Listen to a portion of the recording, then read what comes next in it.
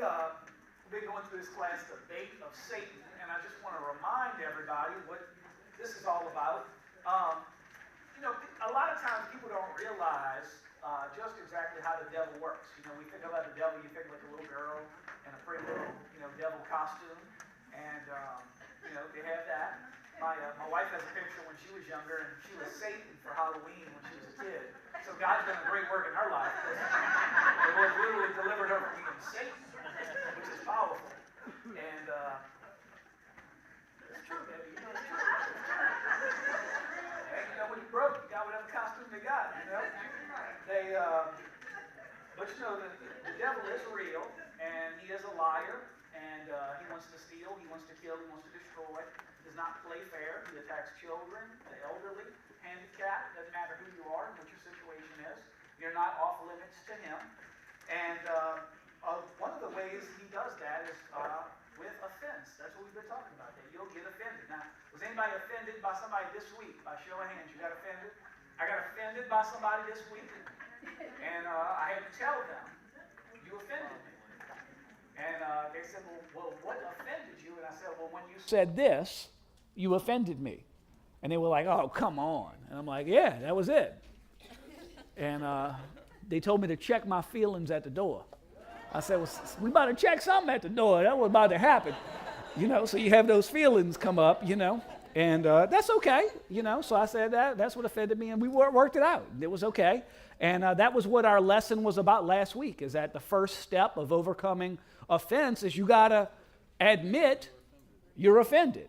And today what we're going to look at is we're going to look at the story of the life of Joseph, and we're going to walk through this, and we're going to talk about what do you do? We talked in the first week, there's two kinds of people. There are the people who have actually been offended and those who think they've been offended. And the problem is you feel exactly the same way, whether you were actually offended or you just thought you were.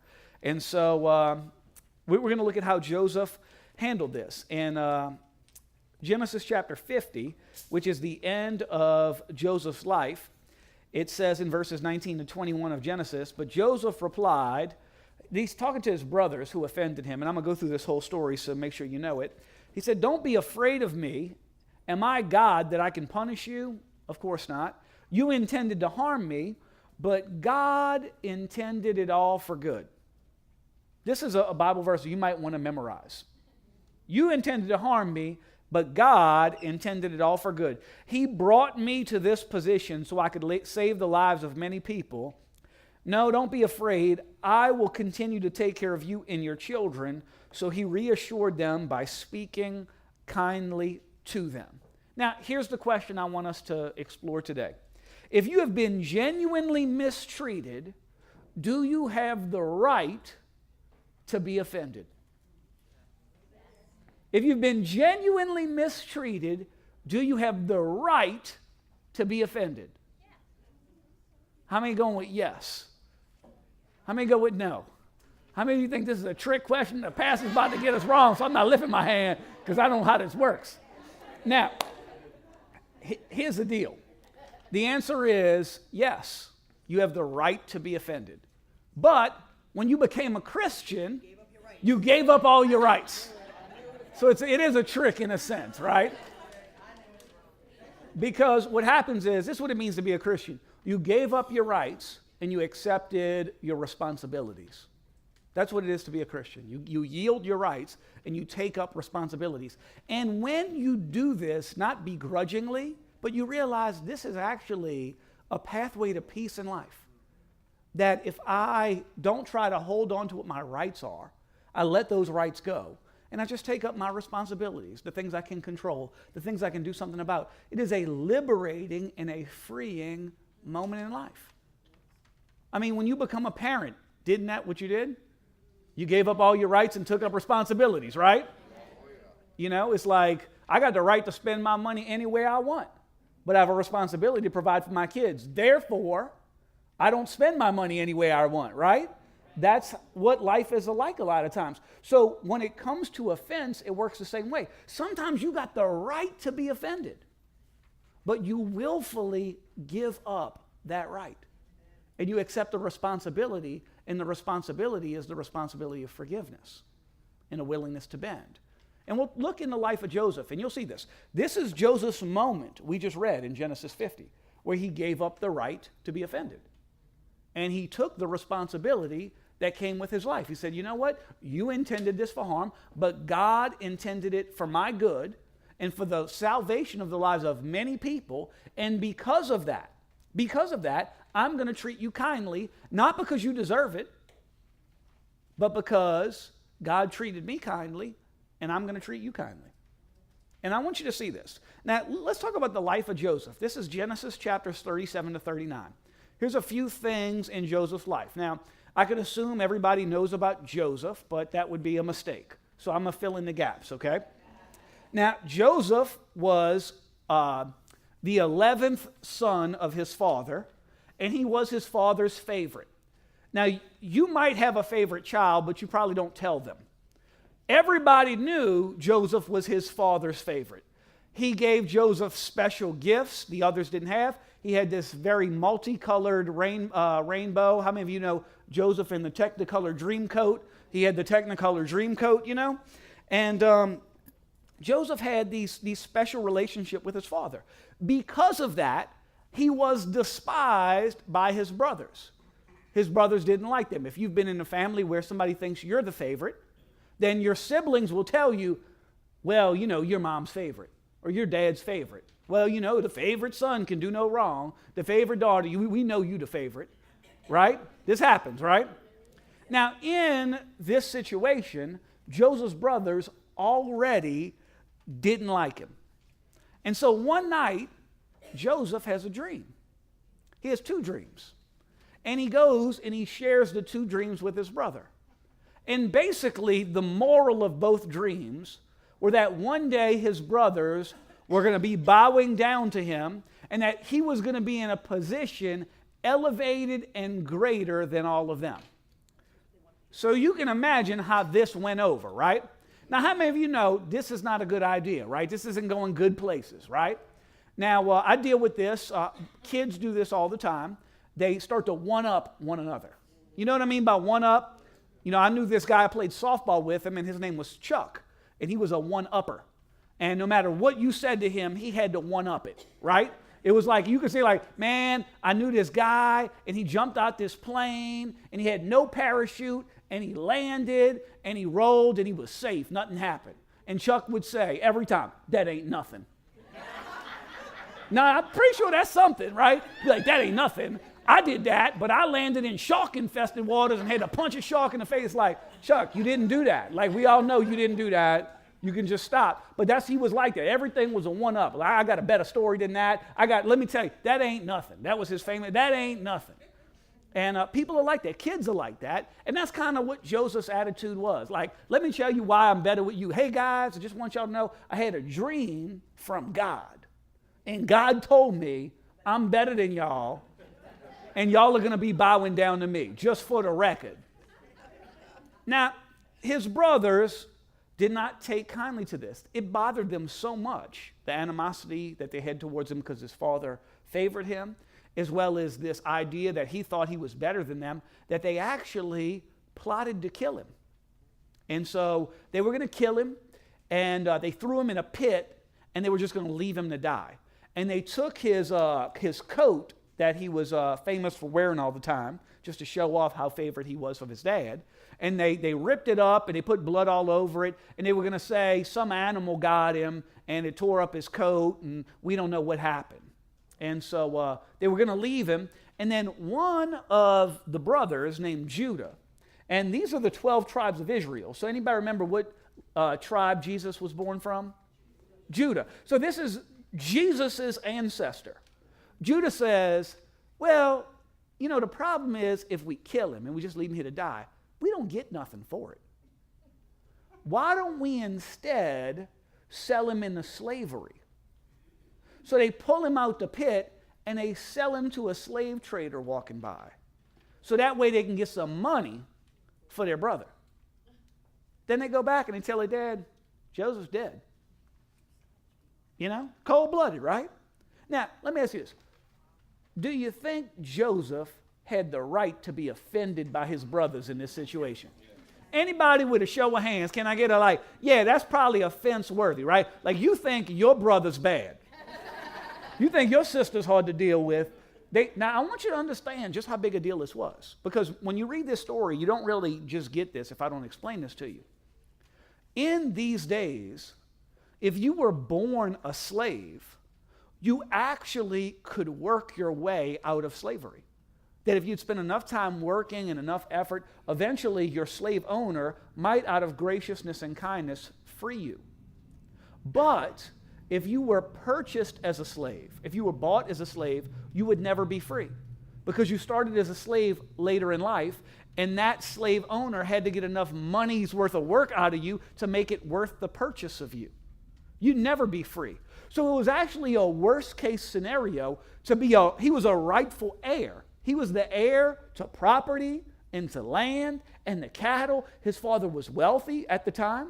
He was an heir to all these things. And now he would forever be a slave. You think he had the right to be offended? I mean, literally his future was stolen from him by his brothers. If you were in Joseph's shoes, he would know this. You might even be thinking, I would have rather you killed me. It would have been better for me to be dead than to be a slave the rest of my life. Why would you do this to me? You could have just killed me. You think he had this is brothers, the right to be offended. Then he gets sold into slavery, and he ends up working in the house of a man named Potiphar. Now, Potiphar was basically, to translate in today's terms, think of him as like a 5-star general of the United States Army. He was sitting on the Joint Chiefs of Staff. He was top dog. He was the national security advisor for the Pharaoh of Egypt, who was one of the most powerful kings at the time. Potiphar was a very successful man. He was a very powerful man. And Joseph began making moves in Potiphar's house. He was such a good servant. He didn't allow the offense towards his brothers to poison his attitude. He worked as hard as he could to make his way up in Potiphar's house. He just did the best that he could with the situation he was given. So he works so high up that Potiphar's wife starts noticing him. And she sees this young, strapping man, and she thinks, I need to get a piece of that. She was a cougar. I need the young man.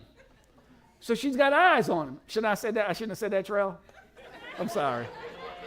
Y'all had to forgive me, because if you don't, Jesus won't forgive you. Oh, well. I'm sorry I offended you. You know what my problem is? I'm so petty. Here's the deal. She makes the moves on him. She gets a hold of him, she grabs him, and he says, no, I'm not going to violate God. I'm not going to violate my master who's been good to me. I'm not going to get myself in trouble for this. And so he tries to get free. Well, he gets free, but he runs off without his coat. She holds on to his coat. And so she starts screaming, rape, rape. I've been raped by Joseph. And so when this gets out and Potiphar finds out, he has Joseph thrown in prison. Now, I know what you're thinking, like, prison is prison. This isn't like prison we got today. Like, we got civilized prison. This is like you're going to be tortured and beaten living in a dungeon. There's no light. There's no rec time. They give you just enough. This is how prison was. They give you just enough food so that you don't die. That's it. Like, we want you to be starving and on the brink of death, but never actually dead. Now, Joseph's about 30 years old at this time, most scholars believe.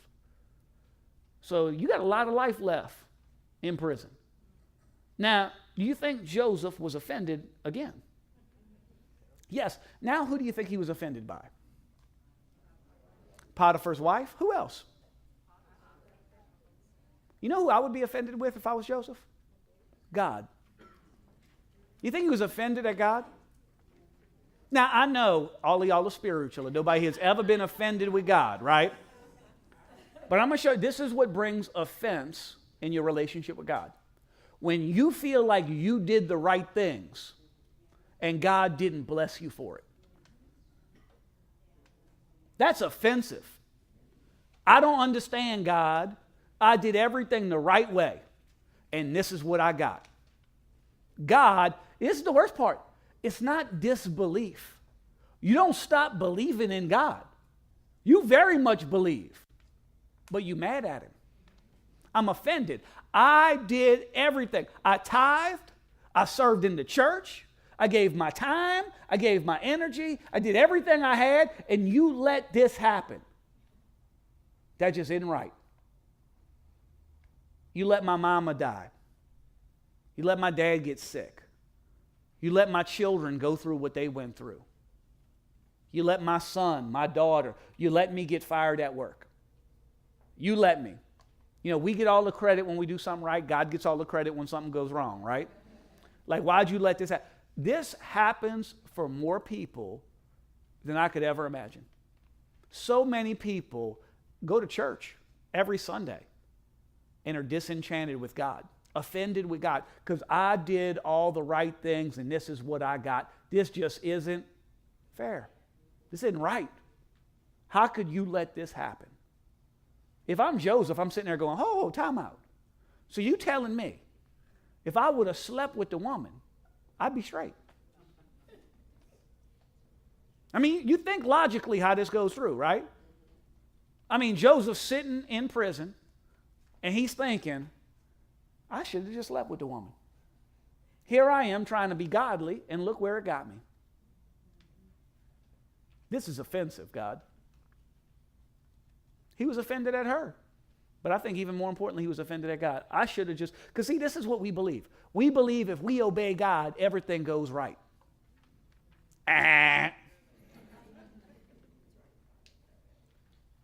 No, that's not the way it works.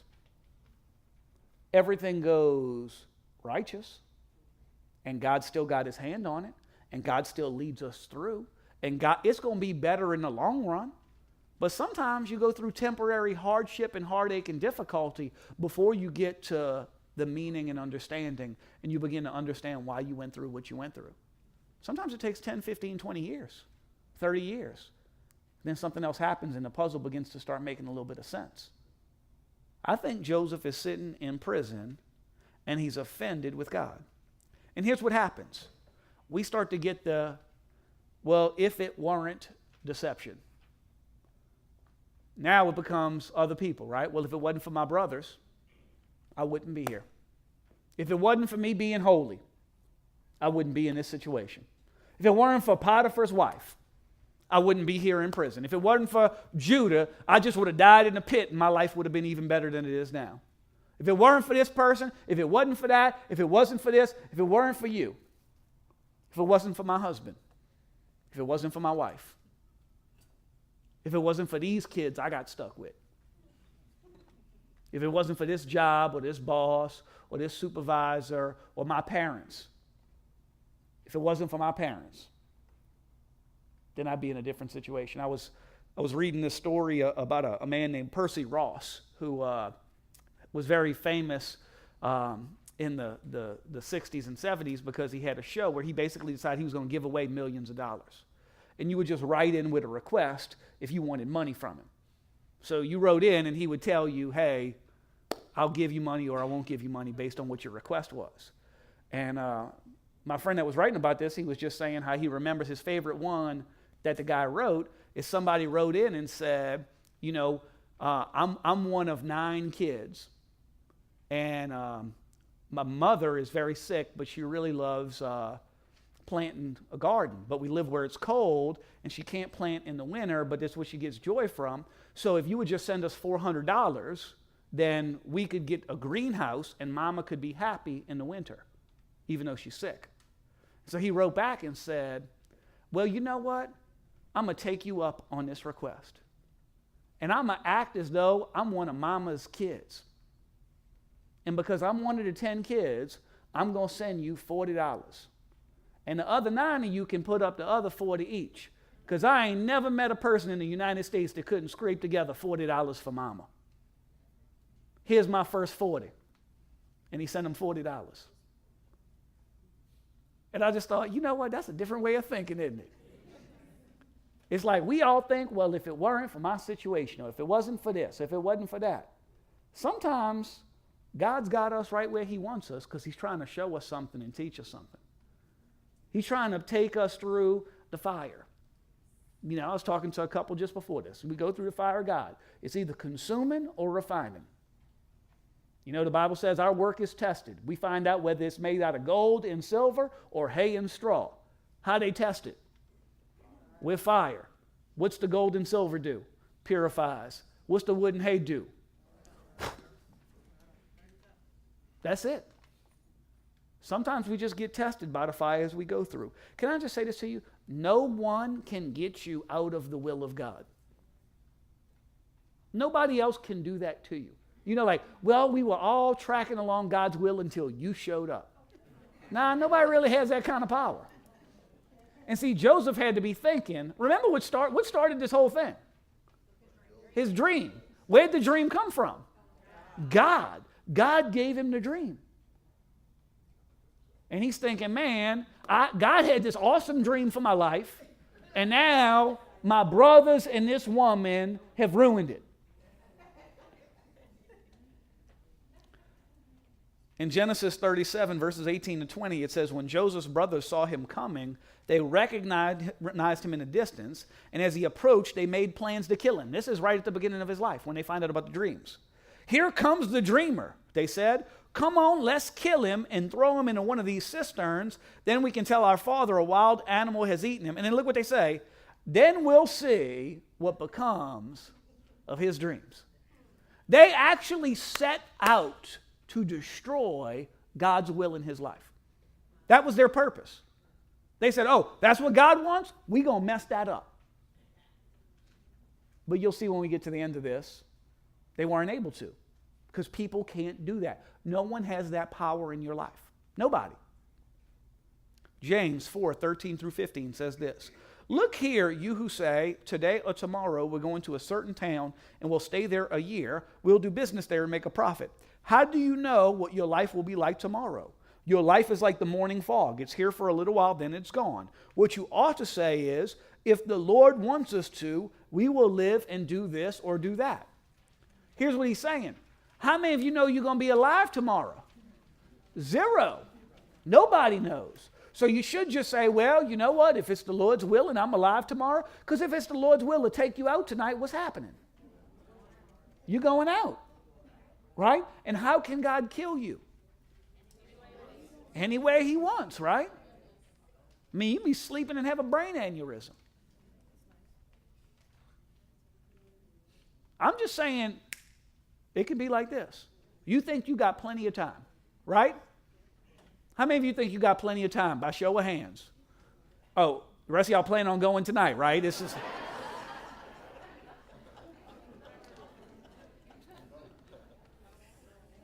All right, how many? All right, let me just say it like this. I ain't gonna raise hand. If you got money in savings, you ain't planning on going tonight. If you got investments, you ain't planning on going tonight. If you got tickets for some event within the next 3 months, you ain't planning on going tonight. If you saving up for a vacation, you ain't planning on going tonight. If you saving up for your kids' college, you ain't planning on going tonight. When you know you going tonight, what you doing with your money? Yep, dinner's on me. I'm buying dinner for everybody. I'm going to take you somewhere nice, too, like Raising Cane's. I mean, we splurging. No, everybody thinks you got more time, but what this is saying is, look, just say if the Lord wills. What's the Lord's will? Because at the end of the day, nobody can get in the way of God's will, and when you're in God's will, you're right where you need to be. The problem is, God's will doesn't always feel like God's will. Like, we think, man, this couldn't possibly be God's will. But a lot of times, we're in a situation and God's going to walk through it with us. And it's a test. You know, me and Dana, we talk about this all the time. It's the Shadrach, Meshach, and Abednego. All right, Lord, we're facing the fiery furnace, and you're going to deliver us, and even if you don't, we still going to be faithful. It's like Jesus told Peter, hey, are you going to leave too? And Peter said, where am I going to go? What else am I going to do? Once you've been enlightened to the things of God, where else are you going to turn to? It's like, this is all I got. So Joseph's in prison now. He's offended. Rightfully so. Right? He's got the right to be offended. So while he's in prison, there's these two guys that are in there with him.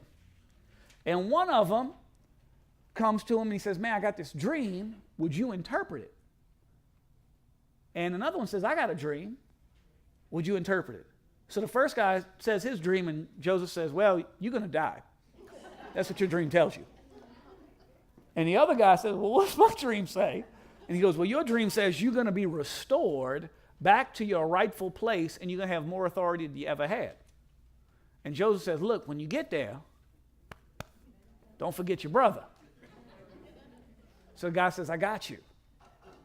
Well, the first guy that had the dream, and Joseph said he was going to die, what happened? He died. The second guy, what happened? He got restored. Well, you the second guy, you see the first guy die, and you're like, man, I got a lot of hope now. Right? I mean, that death brought more hope to this other guy than death has ever brought anybody else. Like, all right, well, I'm probably going to get restored then. He gets restored, but what does he do? He forgets. And Joseph, you ever get like that hope that's just like temporary? Like you get so hopeful, and you're like, Joseph's like, well, I'm about to be up out this thing. And then one day goes by, and then 2 days go by, and then 3 days go by, and he's like, nah, I mean, he probably doing some paperwork, trying to get the transfer in, I'm going to wait this out. And day 3 goes by, and week 1 goes by, and week 2 goes by, and a month goes by, and 3 months go by, and the reality starts to set in. He forgot about me. Now, how's he feeling? Offended. Man, that's so offensive. And here's what happens. We go through things all the time and we get offended, but we don't know what word to call it. We don't know what we angry, we frustrated, we disappointed. No, you offended. You're offended. It was offensive what that person did. That's what it was. It was offensive. Call it what it is. You offended me. When you said that, it offended me. The way you just breathed offended me. You ever had that moment?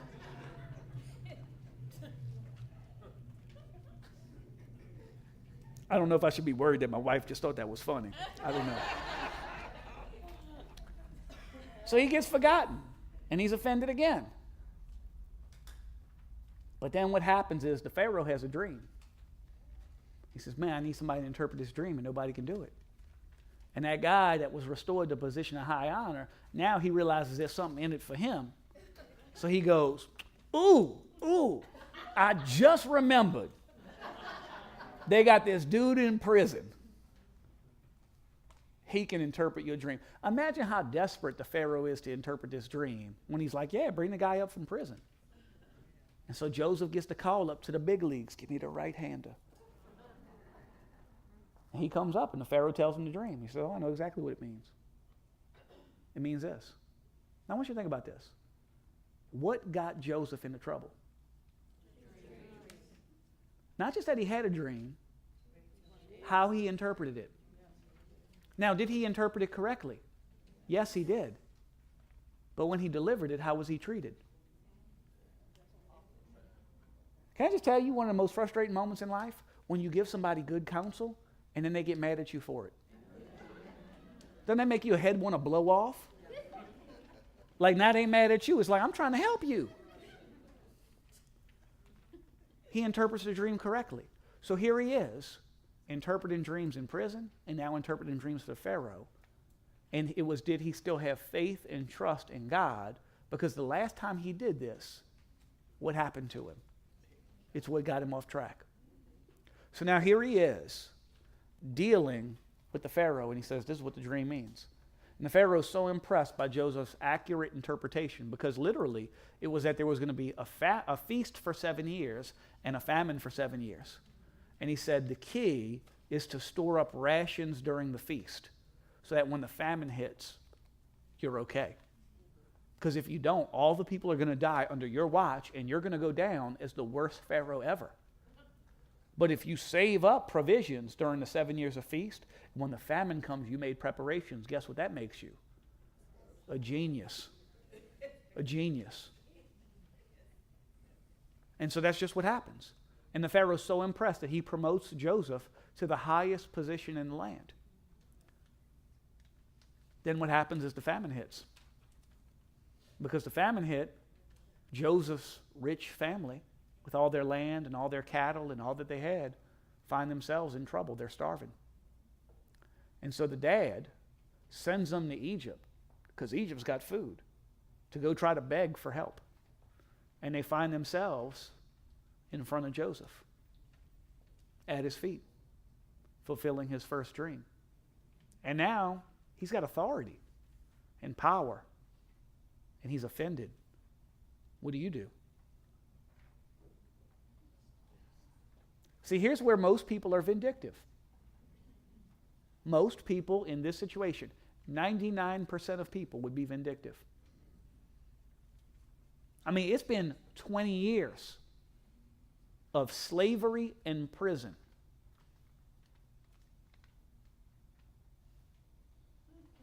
Did he have the right to be offended? I would say so. Much more than anything in your life. But Joseph lived by the character of God. Look at these are 3 different scriptures. One's from the New Testament, one's from the Old Testament, one's from Psalms. Matthew 5:43 through 45. You have heard the law that says, this is Jesus speaking, love your neighbor and hate your enemy, but I say love your enemies. Pray for those who persecute you. In that way you'll be acting as true children of your Father in heaven, for he gives his sunlight to both the evil and the good, and he sends his rain on the just and the unjust alike. Now here's what this is saying. When you have the opportunity to do wrong to your enemies, do right. Because that's what God does. God blesses those who serve him and those who don't serve him with things like oxygen and provision and air conditioning. Like, I think air conditioning should just be for Christians. Is that wrong? Like, I'm just saying, if you're going to go to hell, like, you should be able to get accustomed to it. You know what I'm saying? I mean, you don't need to know what this is like. Like, for the rest of us, we should live in San Diego. Like, I'm just saying. We're trying to help you.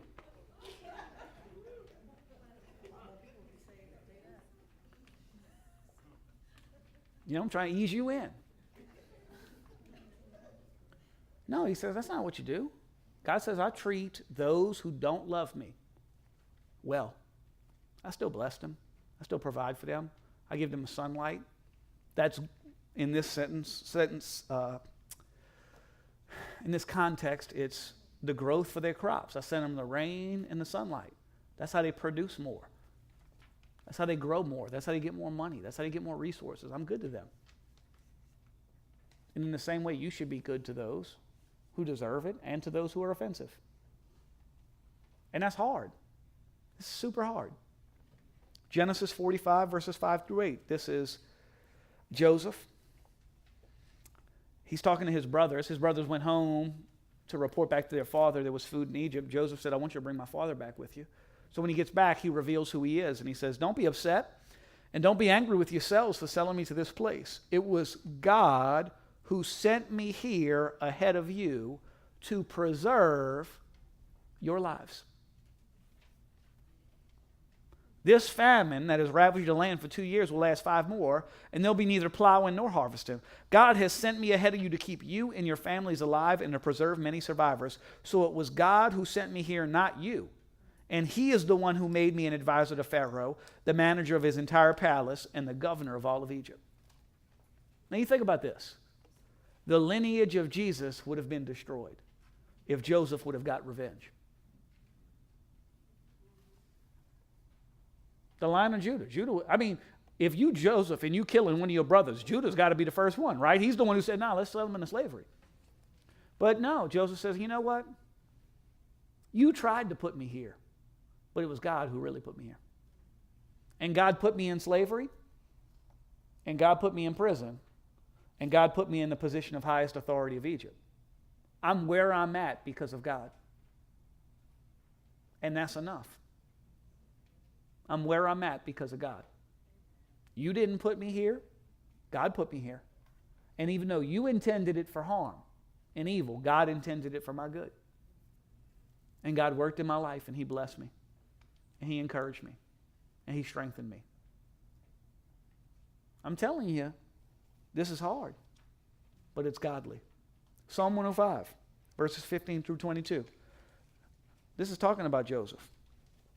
Do not touch my chosen people and do not hurt my prophets. He called for a famine on the land of Canaan, cutting out of its food supply. God did. Then he sent someone to Egypt ahead of them, Joseph, who was sold as a slave. They bruised his feet with fetters and placed his neck in an iron collar until the time came to fulfill his dreams. The Lord tested Joseph's character. The Pharaoh sent for him and set him free. The ruler of the nation opened his prison door. Joseph was put in charge of all the king's household. He became ruler over all the king's possessions. He could instruct the king's aides as he pleased and teach the king's advisors. Now here's what this passage is telling us. Joseph was put into the position that God wanted him to be in the long run. His dreams were fulfilled at the right time. Boy, if I could just teach you one lesson, it's at the right time. Because can I just tell you when your right time is? Right now. Right now is always the right time. Never the Lord's time. You know what, Lord? You're going to fulfill my dreams at the right time if I trust in you and I don't allow the offense of others to derail it. Don't let me derail your plan because I'm offended. When people offend you, should you get revenge?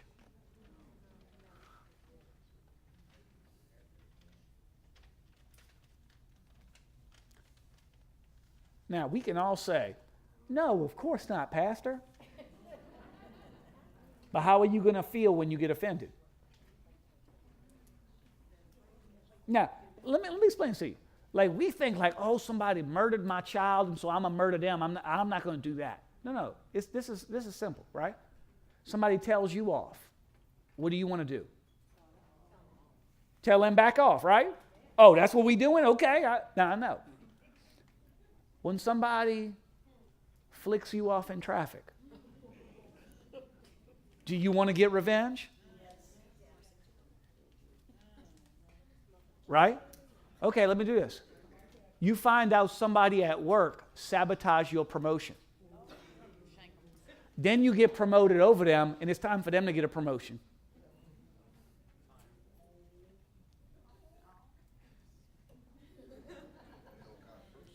Right. Now, look, here's the thing. It's easy for us to have little vengeance and tolerate that and accept that and think that's okay. All vengeance is tit for tat. Oh, you going to hit me? I'm going to hit you back. And this is immaturity. This is what kids do. Right?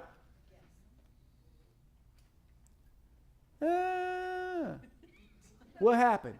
They hit me. As soon as they run up, they hit me first. Right? Yeah, but you call me stupid.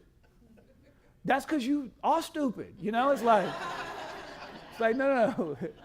Let's take this down. That's what happens. That's how simple vengeance is, right? You did this to me, I'm going to do this to you. You hurt me, I'm going to hurt you. You talk bad about me, I'm going to talk bad about you. If you don't want me to say something, you shouldn't have said something. You started it. But I'm going to finish it. Here's the reality.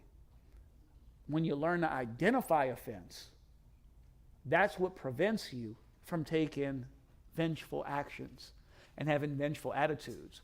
But if you never identify the offense and you don't know you're offended, you don't know when the vengeance happened. It sneaks up on you. So you got to learn to call it out. That offended me. You just offended me. It's a powerful statement. Because then you give the other person a chance to make it right. You know what I find a lot of times when you tell somebody, hey, you offended me, you know what they say? I did? I'm sorry. I didn't mean to offend you. And you can squash it. But when they offend you and you hit them back, and then they hit you and then you hit them, now you can never resolve the problem. Because it just escalates and escalates and escalates and escalates and escalates. And before you know it, shots are being fired. Sometimes literally, sometimes figuratively. And it all starts with not knowing how to deal with offense. Identify it,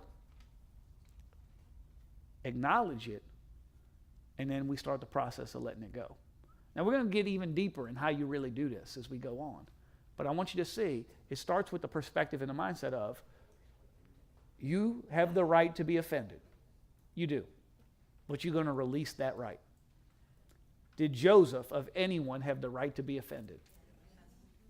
Yes. Yes. Did he let it go? Yes, he did.